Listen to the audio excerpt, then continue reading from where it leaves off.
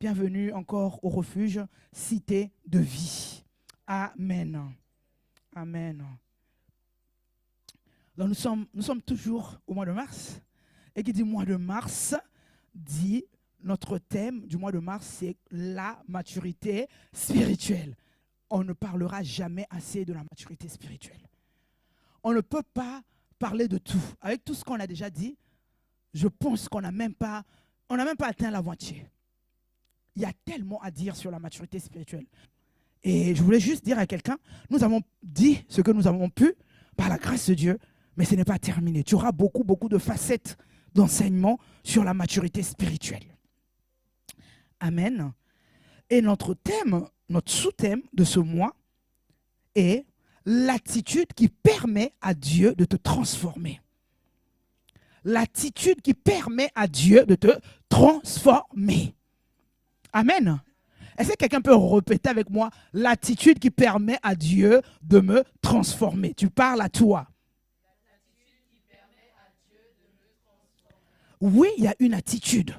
Parce que, bien aimé, Dieu n'est pas un père injuste. Il ne fait pas d'injustice parmi ses enfants. Dieu n'a pas d'enfant préféré. Dieu n'a pas de chouchou. Il ne fait exception de personne, comme nous dit la Bible. Alors pourquoi il y a certains qui grandissent spirituellement et deviennent matures et d'autres non? Pourquoi il y a des enfants de Dieu nés de nouveau, comme chacun de nous, se retrouvent transformés dans leur attitude, transformés totalement et d'autres non?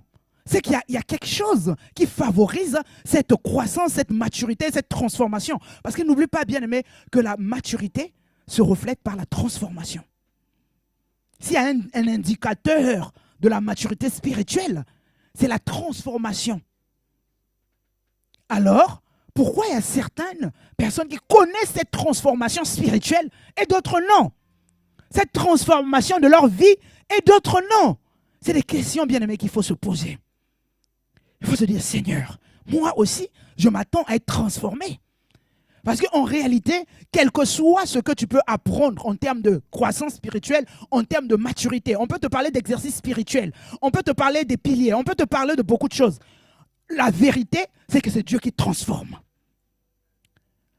C'est ça la vérité. Parce que cette transformation, ce n'est pas une transformation extérieure. C'est une transformation qui commence où? De l'intérieur. Et elle se reflète à l'extérieur. Alors la capacité à transformer l'intérieur, c'est Dieu. C'est Dieu par son esprit.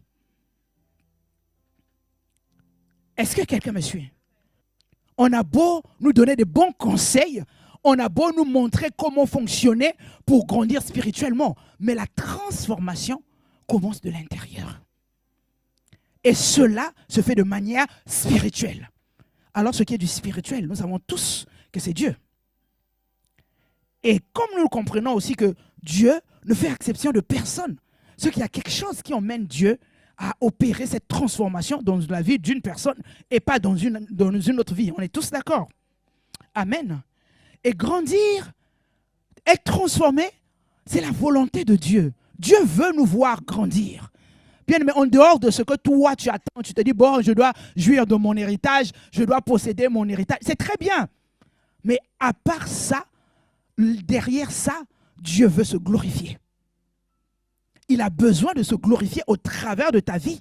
Voilà pourquoi il te transforme. Voilà pourquoi il attend que tu grandisses pour que tu fasses sa joie. Que tu grandisses, que tu deviennes mature pour qu'il se réjouisse, pour qu'il soit glorifié. Comme chaque parent, comme tout parent, vous allez voir autour, les parents, quand un enfant naît, ils sont contents de recueillir le bébé, d'avoir le bébé. Mais quelque part, ils attendent que ce bébé grandisse. Aucun parent ne veut que son enfant reste bébé. Il est content. Quand un bébé arrive dans une famille, c'est une joie. Tout le monde est autour. Tout le monde est content. Mais dès que le bébé qui est né là, vous allez voir que le jour où il commence à pousser, avancer, grandir, le jour de ses premiers mots, c'est la joie de toute la famille. Le jour où il commence à faire des petits cris, même rien que des petits cris, des petits sons, il gazouille juste, ça fait déjà du bien. On dit, oh, tu as entendu? Et les parents souvent sont oh, il a dit qui en premier? Les premiers mois. Ils sont tout contents. Pourquoi? Parce qu'ils attendent qu'ils grandissent. On est tous d'accord. Mais ce que le naturel nous enseigne, nous devons comprendre le spirituel au travers ça. En disant, mais si Dieu est père, si les pères de ce monde, les parents, papa ou maman, ils sont contents de voir leur enfant évoluer, de voir leur enfant grandir, de voir que l'enfant devient mature. Parce qu'un enfant peut grandir en taille, mais si l'enfant manque de maturité par rapport à son âge, ça ne réjouit pas le cœur d'un père. On est tous d'accord. Tu sais que c'est l'âge où il devait prendre les choses en main. C'est l'âge où il devait se responsabiliser. C'est l'âge où il est censé être responsable et qu'il ne devient pas responsable. Quel est le parent qui sera content? Rien qu'on est derrière. Range tes affaires. Range tes affaires. Arrange ceci. Tu dois te faire ça. Pourquoi? Parce qu'on veut que l'enfant qui grandit soit autonome. Et surtout, quand tu entends ton enfant tenir des propos adultes, matures, ça fait du bien aux parents. Bien aimé, mais vous voulez que Dieu, notre papa, ne puisse pas se réjouir en nous voyant grandir? Il est fier. Vous verrez même les parents de ce monde, quand l'enfant grandit, il commence à manifester une certaine maturité. Il ne dira pas c'est mon enfant, c'est mon fils. Il y a une fierté. Il y a une fierté. Tu as vu, mais c'est mon fils qui fait ça. C'est mon fils qui opère comme ça. C'est mon fils qui fait ceci. Parce qu'on passe de l'enfant au fils. Et le père, la mère est fière de te présenter à ses amis, de te présenter aux gens. Il est content de voir ça. Il dit, waouh, c'est mon fils. L'enfant n'a plus besoin de faire quelque chose. Pourquoi, à ton avis, pourquoi un parent se réjouit de la sorte? Parce qu'il se dit, j'ai fait un bon travail. Est-ce que quelqu'un me suit? J'ai fait un bon travail. C'est comme c'est le résultat de mes efforts. C'est le résultat de mon éducation. C'est le résultat. Donc, pour dire que Dieu aussi investit dans nos vies. Alors, son investissement, bien aimé, toi, tu penses que Dieu attend quoi? Il attend que tu grandisses, mais surtout que tu deviennes mature. Il attend que tu portes du fruit. Parce que ce fruit-là va le glorifier. Amen. Le fruit que tu vas porter va glorifier Dieu. On le voit dans Jean 15, verset 8.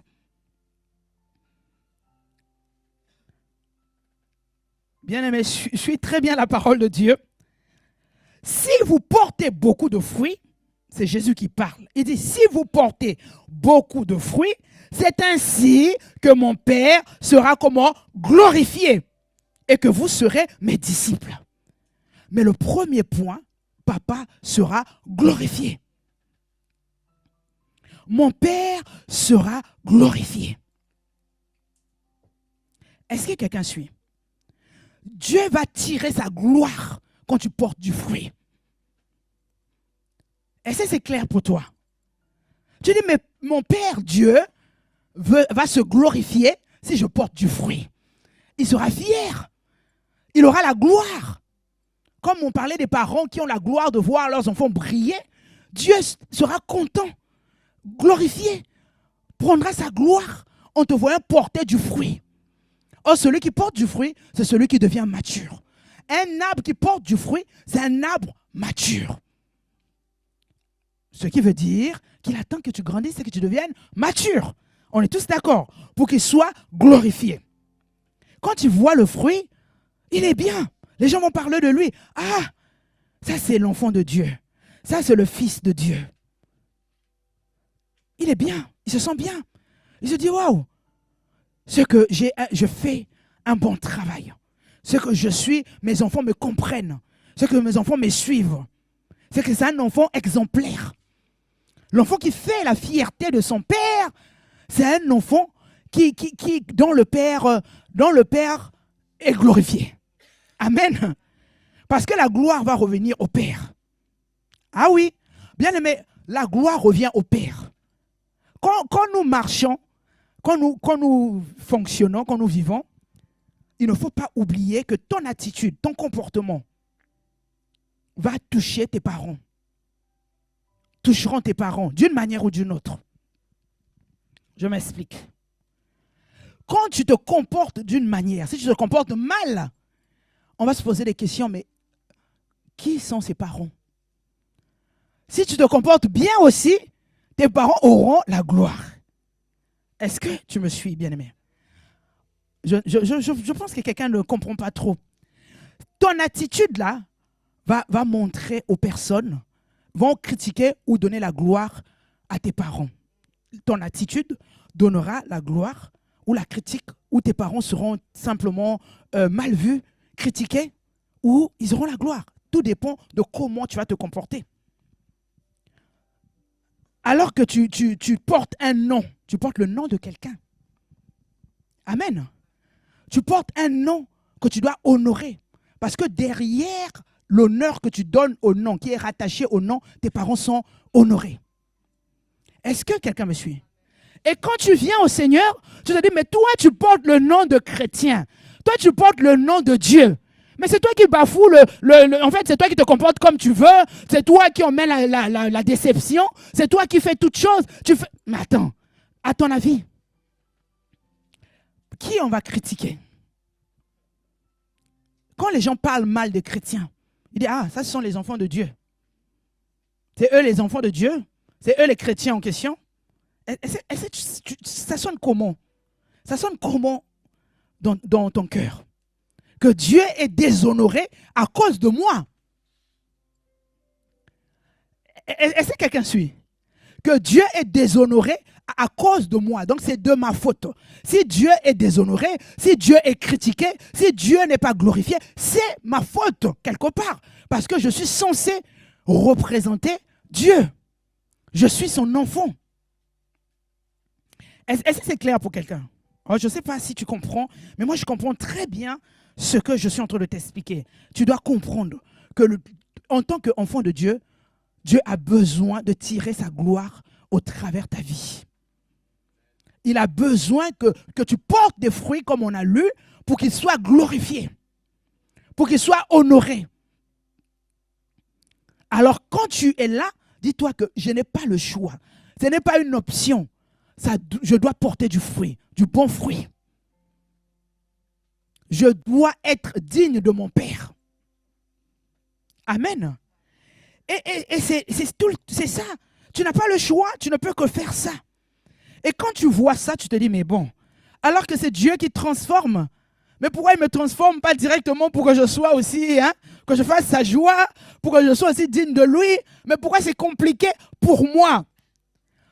Bien aimé, même le monde, la Bible dit la création attend avec un ardent désir, quoi? La révélation des fils.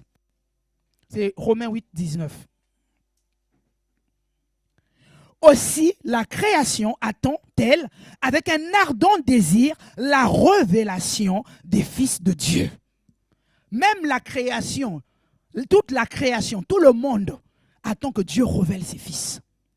Mais vous voulez que Dieu révèle ses fils comment? Les fils qui font sa joie. Le fruit qui fait plaisir à Dieu. La création.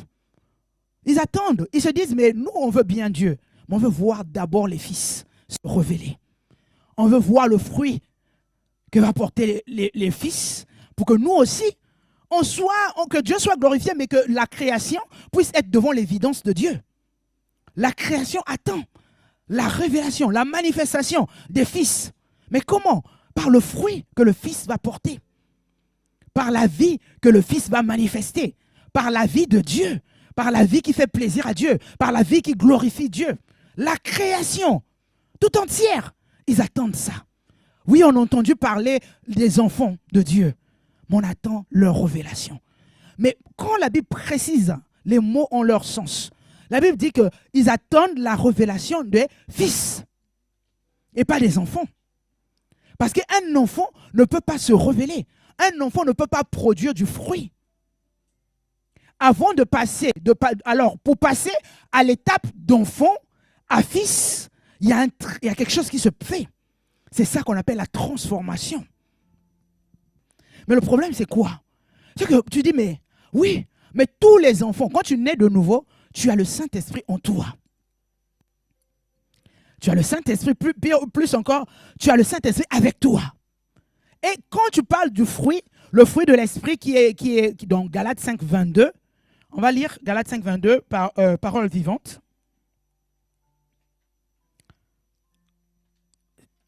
On va tout lire, mais ce qui nous intéresse, c'est vraiment la première partie. Car l'Esprit de Dieu produit bien autre chose. Le fruit de l'Esprit, c'est l'amour, la joie, la paix, la patience, le bon caractère, l'amabilité, la serviabilité, la bonté, la générosité, la fidélité, la confiance dans les autres. Tu as bien vu le fruit de l'Esprit.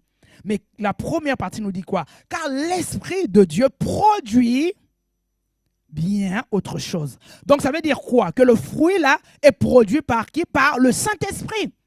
Le Saint-Esprit produit bien autre chose. Produit tout ce qu'on a lu. Donc on parle de fruit de l'Esprit. Ce fruit est produit par le Saint-Esprit. Est-ce que c'est clair? Ce fruit n'est pas produit par toi, mais par le Saint-Esprit à l'intérieur de toi. C'est-à-dire que ça commence la générosité pour que ça se manifeste. Le Saint-Esprit a déjà produit ça en toi. Et toi, tu ne fais que sortir ce qui a été produit à l'intérieur. Cette transformation-là commence de l'intérieur et se manifeste à l'extérieur. Cet amour-là que tu as entendu là, que cette confiance commence de l'intérieur. C'est déjà fait à l'intérieur. Alors quand tu t'exprimes, tu ne fais que faire sortir ce que le Saint-Esprit a produit ou en toi. Amen. Ce que le Saint-Esprit a produit en toi. Et ça, quand tu médites sur ce genre de passage, tu dis, mais Seigneur, le Saint-Esprit là qui produit, ne devrait-on pas produire pour tout le monde? Parce que quand tu nais de nouveau, la Bible dit que l'Esprit rend témoignage à ton esprit que tu es enfant de Dieu. Quand tu es né de nouveau, tu reçois le Saint-Esprit en toi. Ne savez-vous pas que votre corps est le temple du Saint-Esprit et que l'Esprit de Dieu habite en vous? Mais nous allons le voir aussi dans un autre passage qui le précise, qui dit que le Saint-Esprit est en nous. Dans Jean 14, à partir du verset 16, c'est Jésus qui parle, il dit, « Et moi, je prierai le Père et il vous donnera un autre consolateur, afin qu'il demeure éternellement avec vous. » La suite, « L'Esprit de vérité que le monde ne peut recevoir, parce qu'il ne le voit point et ne le connaît point. Mais vous, vous le connaissez, car il est où? Car il demeure avec vous et il sera où? En vous. » Il sera tout le temps comment? Avec vous. Mais plus encore, il sera en vous. Le monde ne peut connaître, mais le Saint-Esprit que je vais envoyer, il sera comment? Avec vous tous les jours. Tu n'es pas seul, bien-aimé. Le Saint-Esprit est avec toi. Et le Saint-Esprit est où? En toi.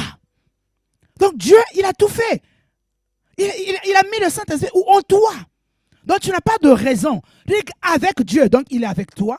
Tu fais des exploits. Avec le Saint-Esprit à tes côtés, tu fais des exploits. Déjà qu'avec, tu fais des exploits. Maintenant, en toi, c'est celui qui vient te transformer de l'intérieur. À l'extérieur, c'est celui qui te permet de briller, de faire des exploits. Il te donne la force et tout. Mais de l'intérieur, pour pour qu'il produise le fruit, là, il doit être à l'intérieur. Dieu a bien fait les choses. Il dit à l'intérieur, là, il va faire un bon travail. Parce que la transformation dont tu as besoin, c'est une transformation d'abord intérieure. De l'extérieur, il peut te changer 2-3 choses. Mais le travail, le grand travail, c'est à l'intérieur. Et c'est là où il fait le travail, il est à l'intérieur. Alors quand tu médites, bien aimé, sur ce genre de passage, tu dis, mais bon, Seigneur, tu as envoyé le Saint-Esprit avec moi. Tu l'as encore mis à l'intérieur. Maintenant, où est le problème? Qu'est-ce qui bloque? Qu'est-ce qui freine cette transformation? Ça devait se faire naturellement. Ça devait être automatique. Puisqu'il est à l'intérieur de moi. Puisqu'il est à l'intérieur de chaque enfant de Dieu. Dès que tu nais de nouveau, avant même que tu grandisses, le Saint-Esprit vient déjà habiter où? En toi. Il y a plusieurs expériences que tu peux vivre en grandissant. En grandissant, tu vas expérimenter d'autres expérience avec le Saint-Esprit. Mais dans un premier temps, Dieu sait que tu as besoin d'être transformé. Il a mis le Saint-Esprit en toi. Amen. Et bien aimé, une seule chose est simple. C'est que le Saint-Esprit ne s'impose pas. Dieu a mis à chacun de nous, il a donné à l'être humain le libre arbitre. C'est-à-dire que l'être humain est libre. Le Saint-Esprit ne peut pas s'imposer dans ta vie. pour que le Saint-Esprit te transforme, celui qui est à l'intérieur de toi, pour qu'il vienne te transformer, qu'il vienne changer ton caractère, qu'il vienne changer ta manière de faire, qu'il vienne changer ton fonctionnement, il a besoin de ta collaboration. Amen. Il a besoin de ta collaboration. Il a besoin de toi. Oui, il a besoin de toi. On va le lire dans Romains 8, 14. Romains 8, 14, oui. Car ceux qui se laissent diriger par l'Esprit de Dieu sont fils de Dieu. Qu'est-ce qui qualifie les fils? Les fils se laissent diriger. Ce n'est pas le Saint-Esprit qui leur impose, mais ils se laissent diriger. Amen. Ceux qui se laissent diriger par l'Esprit de Dieu sont fils de Dieu. Le Fils, c'est celui qui a compris que j'ai besoin de me révéler à la création.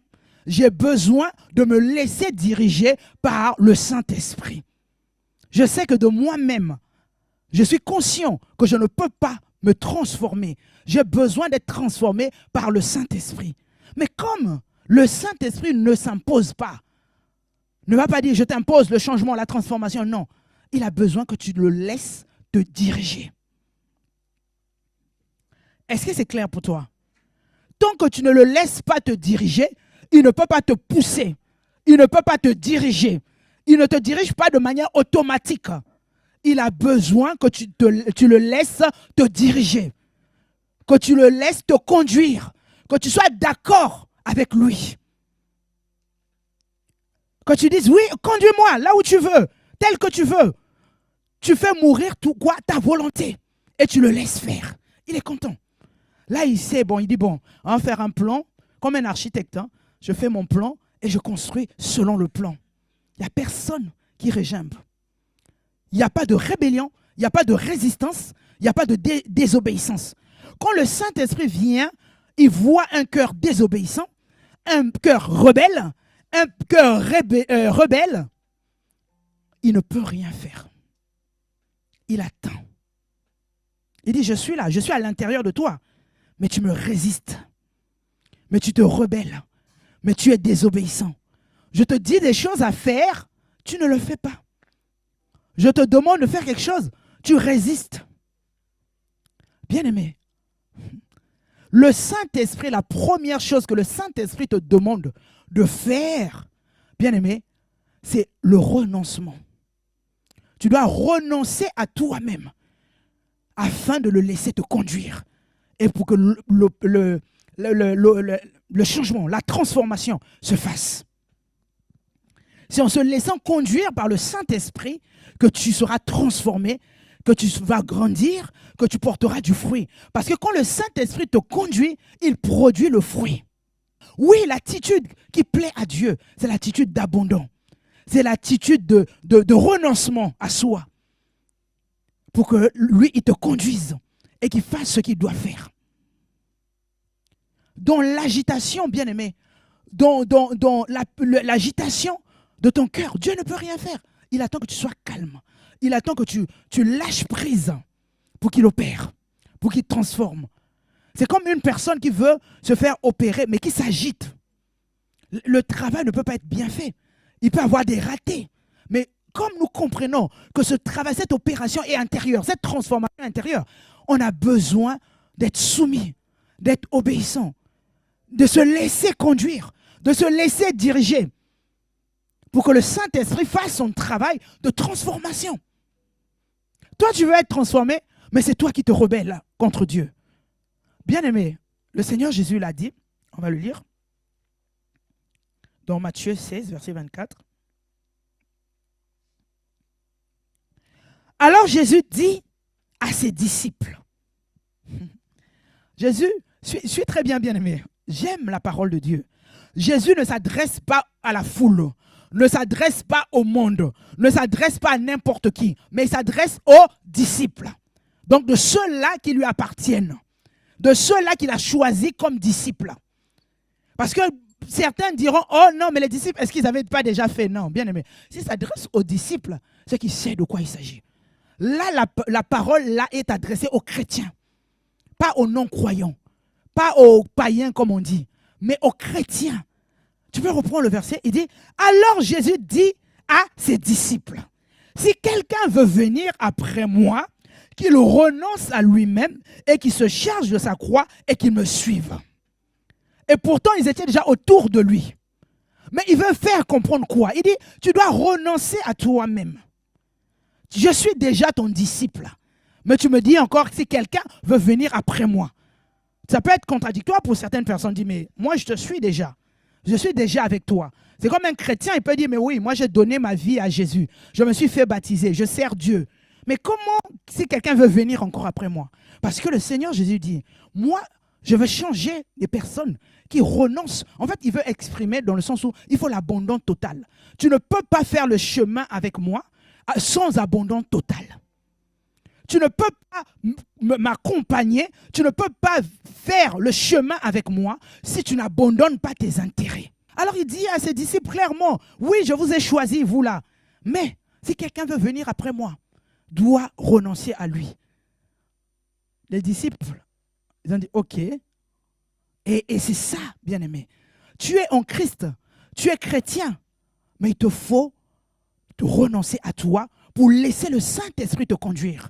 Tu es né de nouveau, puisqu'on l'a compris, on était enseigné sur la nouvelle naissance. Je pense que chacun a eu à faire, à changer de mentalité, à s'ajuster là où ce n'était pas encore OK. Donc je sais que tu es né de nouveau. Je sais que tu as expérimenté la nouvelle naissance. Tu as le Saint-Esprit en toi. Maintenant, Dieu te dit, maintenant apprends à renoncer à toi. Pour que quoi? Il te conduise. Pour que le Saint-Esprit te conduise et que le Saint-Esprit te transforme de l'intérieur. Si tu veux vraiment favoriser ta croissance spirituelle, renonce à toi et laisse le Saint-Esprit te conduire. Tu vas gagner du temps, bien-aimé. Ce que quelqu'un peut faire, qui a fait avec dans beaucoup d'années, ça fait 10 ans que je suis converti, toi-même en peu de temps. En peu de temps, tu peux vivre la transformation. Parce que tu es dans l'abandon total. Et c'est ce que Dieu attend de toi. Renonce à toi. Renonce à tes intérêts. Renonce à tes habitudes. Renonce à ton éducation. Renonce à ta culture. Tu te dis, ouais, moi, je suis comme ça parce qu'on m'a éduqué comme ça. Dieu dit, renonce. Si tu veux que je te conduise, si tu veux que je te dirige et que j'opère la transformation en toi et une attitude de quelqu'un qui sait renoncer à lui et me laisser le conduire. C'est là que je peux transformer une personne. Mais tant qu'il y a encore ton éducation qui perdure, tant que ton caractère, tu ne veux pas le changer, tant que tu trouves encore des justifications dans ce que tu es, tu justifies ton mauvais comportement, tu justifies ton mauvais caractère. Ah non, je suis comme ça parce que, bien aimé, ce que tu n'as pas encore compris. Bien aimé, le renoncement commence par se renoncer à soi-même. Ce qui nous tenait à cœur, ce qui était important pour nous, ce qui était comme une richesse pour nous. Être prêt à renoncer, à oublier pour Dieu. Tu ne m'aimes pas les gens. Parce que non, moi j'ai pas grandi avec les gens. J'ai grandi tout seul. Donc je n'ai pas appris à partager avec les gens. Je n'ai pas appris. Tu es égoïste parce que tu veux justifier ça par le fait que tu n'aies pas grandi avec les gens. Bien aimé. Dieu te dit, renonce à ça, je vais t'apporter le changement. Je t'apporte la transformation. De l'intérieur, je mettrai de l'amour à l'intérieur de toi. Je vais répandre mon amour qui va t'emmener à aimer les gens, même si tu n'as pas reçu de l'amour. Ah oui, parce que souvent dans le monde, on dit, si tu n'as pas reçu, tu ne peux pas donner. Bien aimé, quand tu as le Saint-Esprit qui te dirige, qui te conduit, tu vas donner. Parce que le Saint-Esprit, la Bible dit que l'amour de Dieu est répandu dans nos cœurs par le Saint-Esprit qui nous a été donné. Le Saint-Esprit est capable de t'emmener à aimer comme tu n'as jamais été aimé. Il est capable. Amen. J'ai vécu ceci parce que j'ai été troublé, j'ai connu trop de chocs dans ma vie. Le Saint-Esprit est capable de te restaurer. La seule chose que le Saint-Esprit te demande, renonce à toi. Et laisse-moi te conduire. Laisse-moi te diriger. Cela va se faire. Il faut juste être prêt à faire un lâcher-prise. Tant que tu justifies une manière de fonctionner, retiens. Parce que quelqu'un peut dire, mais qui peut aimer ce qui est mal?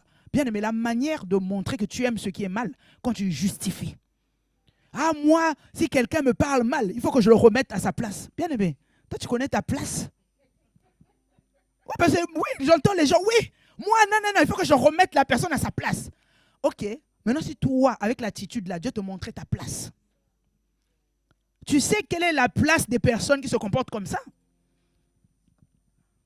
Ça montre en fait un manque de maîtrise de soi. Et la maîtrise de soi, c'est le fruit de l'esprit. Est-ce que tu veux que le Saint-Esprit produise le fruit de l'esprit, c'est-à-dire que tu aies la maîtrise de soi? Renonce. Et laisse le Saint-Esprit te diriger. Dis, bon, c'est vrai que c'est ce que j'étais, mais je renonce. Bien, mais il y a des personnes, j'ai vu, qui crient, qui pleurent, qui jeûnent pour que Dieu change leur caractère, mais qui ne sont pas prêts à renoncer à leur caractère. Parce que quand tu les entends, ils justifient tout. Si je fais ça, c'est parce que ceci. Si je fais ceci, parce que j'ai vécu ça. Si je fais ceci, parce que j'ai traversé. Bien aimé, là, tu donnes du poids. Tu donnes du poids à ce que tu veux changer. Mais ça ne peut pas être changé. Parce que Dieu te dit une chose. Reconnais que c'est mal. Reconnais que ce n'est pas bien. Reconnais que c'est une mauvaise chose. Ne justifie pas. Parce que quand tu justifies, c'est comme si tu pensais que c'était bien. Quand tu justifies, Dieu entend ça comme si tu veux garder ta chose. Alors que tu n'en veux pas. Mais va au Seigneur. Va parler à Dieu. Va lui dire, Seigneur, je ne veux plus de ça. Je ne veux plus. Il dit, quiconque invoque le nom du Seigneur est sauvé. Tu vas parler à Dieu. Alors que Jean-Baptiste pouvait dire, voici l'agneau de Dieu qui ôte le péché du monde, qui enlève ce qui est mal. Voici Jésus qui enlève le mal, qui enlève le péché. Mais toi, tu sais que ça là, c'est mal. Il faut déjà nommer que cette chose-là est mal. Je sais que Dieu attend de moi l'abstinence, mais je n'arrive pas à m'abstenir. Je n'arrive pas à m'abstenir. Mais je vais où? À Jésus. Je viens lui dire, c'est le mal. Je sais que c'est mal. Mais j'ai aussi lu que tu ôtes le péché, tu ôtes le mal. Alors je viens à toi pour que tu ôtes ce mal. Je ne veux plus de ça. Je renonce à ça. Mais ne te justifie pas. Ah oui, je suis comme ça depuis longtemps. Il y en a qui se justifient, même en disant oui, mais ceux qui n'ont jamais connu de sexe, c'est facile pour eux. Mais ceux qui ont déjà connu ça, c'est difficile d'arrêter. Bien, mais c'est toi qui dis, mais ce n'est pas ce que la Bible dit. Ce n'est pas ce que la Bible dit. La Bible dit, voici l'agneau de Dieu qui ôte le péché du monde. C'est comme ça que Jésus est présenté par Jean-Baptiste. Quand il rentre dans la scène, on dit, voici celui-là qui est capable d'ôter tout péché, qui est capable d'ôter la rancune, qui est capable d'ôter la calomnie, qui est capable d'ôter les critiques, qui est capable d'ôter l'impudicité, l'adultère, tout ce qu'on veut. Il est capable, c'est lui qui ôte le péché du monde. Alors, ce que tu as à faire, c'est de te dire, Seigneur, je viens à toi. Je sais que c'est mal. Je n'ai pas à justifier. Je n'ai pas à trouver d'excuses. Je n'excuse pas, je ne justifie pas le mal. Je reconnais que c'est mal et je me tourne vers celui qui ôte tout le mal. Amen. C'est ce que je dois faire. On ne te dit pas que toi, de toi-même, ça va aller. Non. Je te dis, tourne-toi vers celui qui est capable d'ôter. Ôter, c'est enlever. Tourne-toi vers lui. Tu es fatigué avec ton comportement. Tu sais très bien que ton comportement t'apporte des conflits. Que ce soit dans ton foyer, que ce soit dans ta famille. Tu es dur. C'est tout. Quand toi, tu ouvres la bouche, c'est tremblement de terre. Parce qu'on se dit, ah, il est trop dur, elle est trop dure. Elle est bizarre, elle est coriace. Toi, tu dis, j'ai du caractère. Bien aimé, du caractère, là, ce n'est pas le caractère que Dieu attend de toi. Dieu dit le bon caractère dans le fruit de l'esprit. Le bon. Ce n'est pas le caractère de chien, comme on dit. Excusez-moi le terme. Mais le caractère, le bon, qui glorifie Dieu. Ou quand Dieu voit, il est fier. Voici mon fils qui fait ma fierté. Ce caractère qui attire Dieu, qui attire, les gens vers Dieu. En disant, oh, mais je le connaissais avant. Mais si elle est devenue comme ça, S'il est devenu comme ça, c'est que ce Dieu-là est véritablement réel. Je le veux moi aussi. C'est ça. Pas, franchement, si c'est les chrétiens, c'est eux, laisse tomber. Ça là, Dieu est déshonoré. Ça là, ça attriste Dieu. Ça attriste le Saint-Esprit. Parce qu'au lieu de faire sa fierté, tu fais sa honte. Et même toi-même, ça ne t'arrange pas. Parce que je sais que quand tu es assis toi-même, tu te dis, mais pourquoi je fais encore ça? Bien, mais n'essaie pas de changer. Va vers celui qui transforme. Parce que le changement, les exercices que tu fais de changement là, ça a une fin. Tu ne peux pas être à la hauteur. Personne n'est à la hauteur de la transformation totale. Mais celui qui est à la hauteur, c'est Jésus. Amen. C'est Jésus. Et bien aimé, en méditant, en préparant ce message, en fait, je réalisais que quand tu n'es pas capable de te tourner vers Jésus, quand tu penses que tu peux gérer par toi-même, c'est un type d'orgueil. Quand tu te suffis par toi-même, tu te dis, oh, je gère. C'est un type d'orgueil. C'est de l'orgueil. Tu ne peux pas t'humilier devant le Dieu en disant, Seigneur, je viens à toi parce que je ne suis pas capable. C'est de l'orgueil. Est-ce que quelqu'un suit? Tu crois faire par tes propres efforts. Bien aimé, ce n'est pas de l'humilité, c'est de l'orgueil. Parce qu'un orgueilleux ne sait pas reconnaître qu'il est incapable et ne veut pas demander de l'aide. C'est un type d'orgueil. Celui qui est orgueilleux se suffit à lui-même. Alors, allez ouvrir la bouche en disant, Seigneur, je ne suis pas digne, regarde, je suis encore dans ça. Tu as l'impression, et tu ne vas pas impressionner Dieu, bien-aimé. Tu peux impressionner les êtres humains, mais Dieu, on ne l'impressionne pas. Il connaît l'état de ton cœur. Il connaît tes capacités, il connaît tes faiblesses, il connaît tes forces. Il te connaît mieux que toi-même. Mais tu vas l'impressionner en jouant le caïd. C'est comme s'il y a des personnes, il y a des chrétiens qui se disent je vais montrer à Dieu que je suis un bon chrétien. Alors que Dieu voit comment tu trimes, comment tu rames, comment c'est compliqué. Il voit. Tu vas montrer au bien-aimé comment tu es un bon chrétien. Oui, tu peux porter ton masque, faire ce que tu fais, mais lui, il voit dans le fond. C'est pourquoi il a mis le Saint-Esprit en toi. Parce que la transformation, il sait que ce n'est pas l'extérieur. L'extérieur, ça peut être beau. Comme on dit, les tombeaux blanchis. Mais l'intérieur, c'est les squelettes. Il n'y a rien. Tu peux paraître beau, brillant, tout ça. Oh, bien aimé, Dieu voit l'intérieur. Voilà pourquoi il a besoin que la transformation commence à l'intérieur. Parce que quand c'est l'intérieur, ce qui sort n'est pas artificiel. Ça vient de l'intérieur. Et quand ça se manifeste, c'est réel. Parce qu'il y a un bon fondement à l'intérieur. Mais si c'est des paillettes à l'extérieur, ça ne sert à rien. Il suffit juste d'un bon coup de vent pour que tout s'effondre. Le chrétien que tu te jouais chrétien costaud, tu te jouais chrétien fort. Il suffit juste que la tempête passe par là. Tu vas crier, oh, Seigneur, aie compassion. Ah oui, on ne joue pas au caïd avec Dieu. On vient, on s'humilie. Quand tu sais que c'est mal, c'est mal. Tu viens, Seigneur, je n'arrive pas à tenir. Je n'arrive pas à faire ta fierté. Je veux faire ta fierté. Je n'ai pas d'excuses. Je viens à toi parce que tu es capable d'ôter le mal. Amen. Parce que tu te le joues l'orgueilleux, bien aimé. Dieu résiste aux orgueilleux. Dieu résiste aux orgueilleux. Mais il fait grâce aux humbles. La Bible dit Dieu résiste aux orgueilleux. Quand tu es dans l'orgueil, Dieu te résiste. Il dit, bon, fais ce que tu as à faire. Moi, j'attends que tu sois dans l'humilité. Sois humble. Alors que tu veux, c'est fort, hein? Parce que l'orgueil, les gens pensent que l'orgueil, c'est juste quelqu'un qui a bu de lui-même, de l'extérieur, qui parle beaucoup, qui parle de lui, qui fait des choses. Non, l'orgueil, le vrai, c'est à l'intérieur. Si tu prends une attitude de quelqu'un qui n'est même pas capable de s'humilier devant Dieu, tu es orgueilleux. Et Dieu te résiste.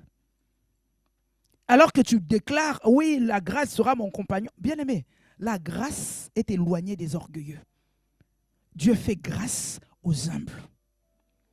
Amen. Il résiste aux orgueilleux. Il fait grâce à ceux qui sont humbles. On va lire ça, c'est le dernier verset. Jacques 4, verset 6.